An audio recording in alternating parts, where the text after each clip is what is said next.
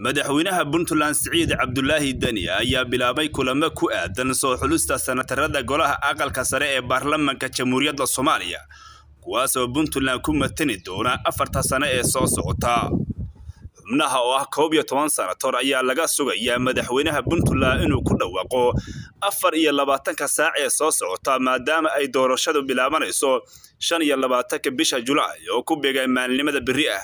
madaxweyne Dani ayaa shalay ilaa xalay kulamo la qaatay madaxweyne ku-xigeenka Puntland Axmed Karaash iyo guddoonka golaha wakiilada isagoona kala tashanaya sidii la isugu dheelitirin lahaa saami qaybsiga beelaha degan Puntland.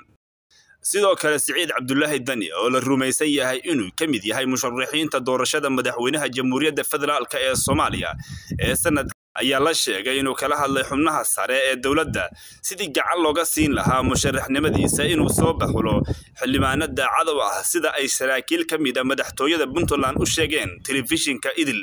Siciid Cabdullaahi Dani madaxweynaha Puntland ayaa maalmo ka hor ku soo laabtay magaalada Garowe ee caasimadda Puntland kadib socdaal muddo qaatay oo ku tagay dalalka Kenya Imaaraadka Carabta isagoona taageero u raadinaya hankiisa musharaxnimo. aadan Idil TV.